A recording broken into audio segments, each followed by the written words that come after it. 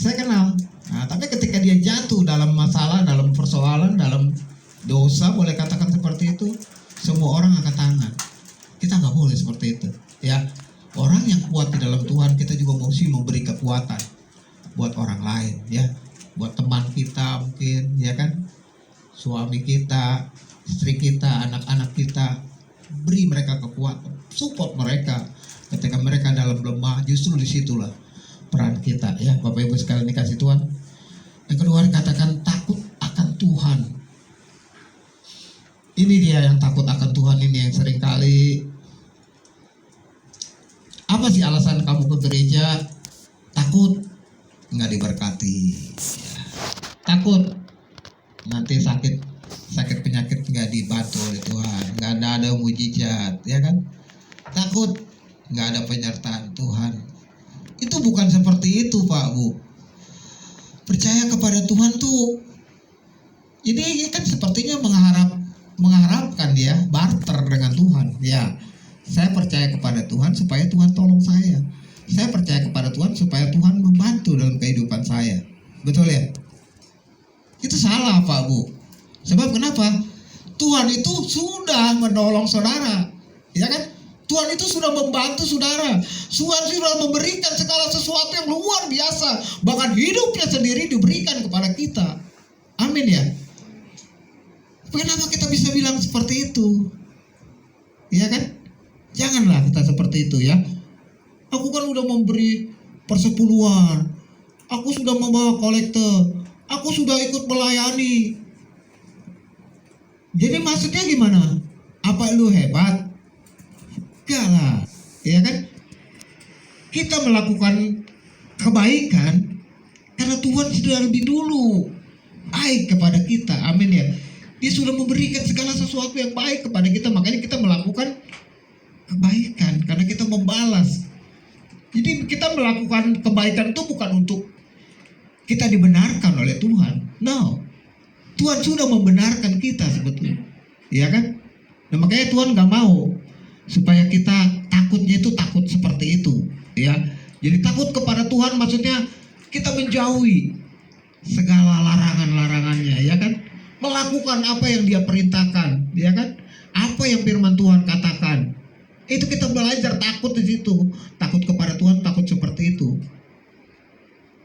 Jadi kalau kita melakukan sesuatu misalnya dalam ruangan nggak ada yang lihat ini, itu yang mesti kita sadari bahwa mata Tuhan itu sampai loh kepada kita. Nah itu dia, ketika kita takut dimanapun kita ada dan berada, disitulah Tuhan memberikan kita sebagai orang-orang yang dibenarkan oleh Tuhan, ya, yang sudah melakukan kebenaran firman Tuhan. Nah Bapak Ibu sekalian dikasih Tuhan, dan di sini juga dikatakan jauhilah kejahatan, ya.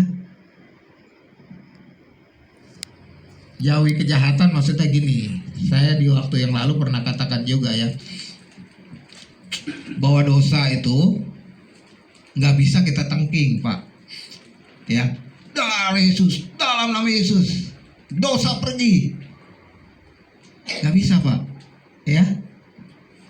Misalnya tentang pornografi itu nggak bisa kita bilang darah Yesus, darah Yesus. Kitanya masih ngeliatin, nggak bisa, ya. Jadi di Facebook kita, di Instagram kita, dimanapun itu hal itu pasti lewat, Pak, Bu, ya. Tinggal tergantung kita bagaimana menyikapinya. Keputusan itu ada di tangan kita, ya. Jadi itu menjauhi kita dari kejahatan tuh seperti itu, ya. Kemarin saya kasih ilustrasinya kan, ya. Ada seorang muda yang baru bertobat, ya kan, minta kepada Tuhan supaya Tuhan lindungi dia, ya, jauhi dia dari hal yang seperti itu. Dia udah bertobat, dia bilang. Tapi ketika dia mau naik angkot, di dalam angkot banyak perempuan-perempuan nakal, perempuan-perempuan yang baru pulang dari klub. Harusnya kan kalau jauhi kejahatan dia jangan naik lah, iya kan? Tapi dia naik. Waktu naik, mobil ngerem, perempuan gitu ke dia semua. Darah Yesus. Oh nggak bisa, Pak. Iya kan, Bu, nggak bisa seperti itu. Jadi kalau hal-hal yang seperti ini, kita yang harus ambil tindakan, kita tolak. Nggak bisa ini, ya kan? Ini nggak sesuai. Nah ini dia yang disebut menjauhi kejahatan. Ya Bapak Ibu sekalian dikasih Tuhan, ciri orang yang kuat dalam Tuhan adalah kita menghormati Dia. Nah, ini dia. Takut akan Tuhan itu kita menempatkan Tuhan di atas segala-galanya. Apapun yang kita perbuat, apapun yang diperintahkan Tuhan, dan kita belajar juga untuk selalu menjauhi kejahatan. Karena apa Bapak Ibu sekalian dikasih Tuhan, kita nggak akan pernah bisa berubah kalau kita sendiri yang tidak mengambil keputusan, ya.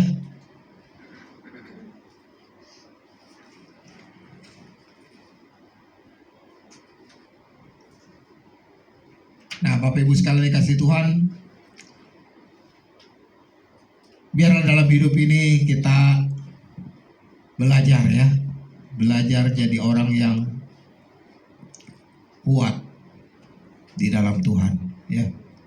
Kuat dalam Tuhan berarti kita kuat dalam fisik kita, ya. Kita bisa melakukan apa yang baik, bisa melayani Tuhan, ya. Terus juga kuat di dalam mental kita dan juga kuat di dalam kerohanian. Ini yang